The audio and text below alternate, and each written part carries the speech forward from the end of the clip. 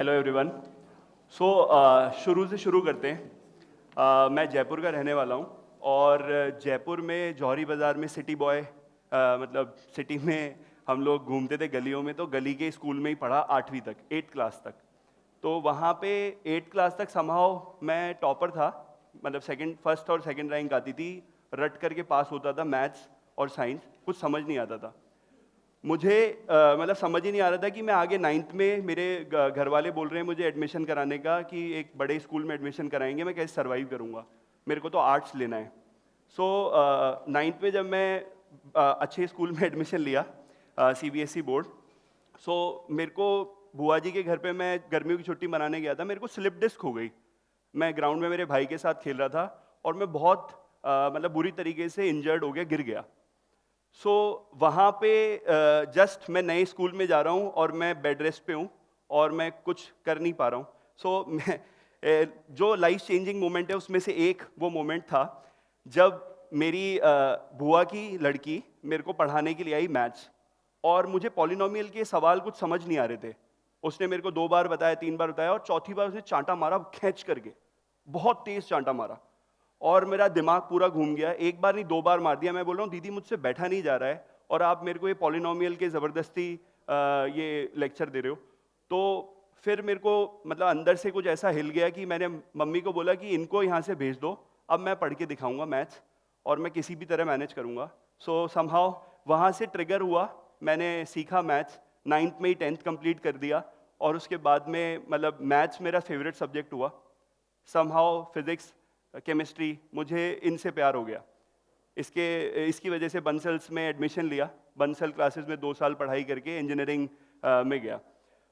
Engineering के अंदर फिर फर्स्ट ईयर के अंदर फुटबॉल खेलते हुए वापस इंजरी हुई और वापस वो स्लिप डिस्क की प्रॉब्लम हो गई, बहुत भयंकर।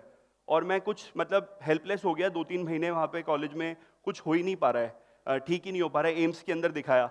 मेरा एक फ्रेंड मतलब यहाँ पे बिहार स्कूल ऑफ योगा में इंटर्नशिप करके आया था। उसने मुझे थोड़ा योगा सिखाया, कुछ प्रैक्टिस सिखाया। मुझे ये समझ में आया कि यही वे है अब ठीक करने का इसको। मैंने प्रैक्टिस करा। 1-2 महीने, 3 महीने के अंदर over a period of time मुझे अच्छा लगने लग गया और वो मेरी लाइफ की एक मतलब ज़रूरत भी बन गई फोर्सफुली, और मैं बहुत एंजॉय करने लग गया योगा को और प्राणायाम को, और मैं ठीक हो गया।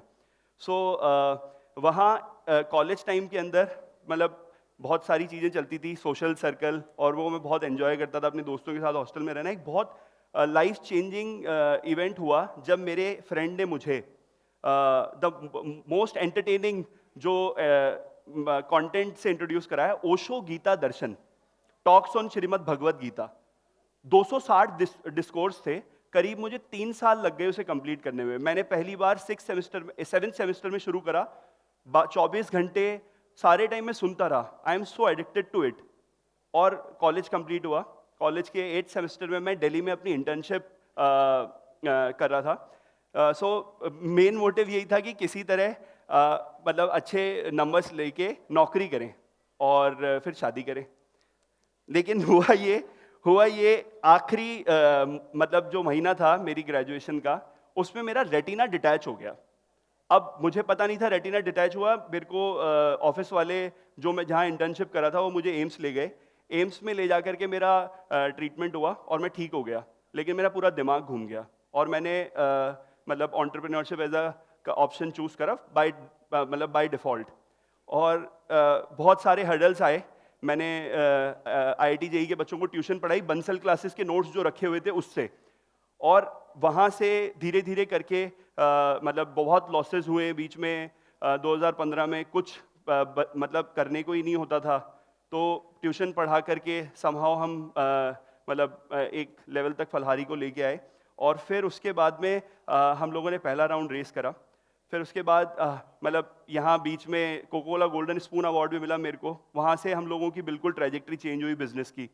फिर फोर्ब्स 30 अंडर 30, मेरे को मेरा दोस्त बोला कि यार ये तो ऐसे पॉसिबल ही नहीं है अप्लाई करना। मुझे लगता है कि मैं फोर्ब्स 30 अंडर 30 हूँ ऑलरेडी, कि मैं अब अप्लाई करता हूँ और मैं होऊंगा। तो एशिया लिस्ट में मेरे को फोर्ब्स 30 अंडर 30 2020 मिला। फिर शार्क टैंक इंडिया। मतलब लाइफ एकदम क्रेजी रही। बस एक ही चीज़ दिमाग में चलती थी कि फलहारी फलहारी तुझे चलना ही, फलहारी फलहारी फलहारी। ये लॉ कारगिल का एक गाना है। तो जब भी कुछ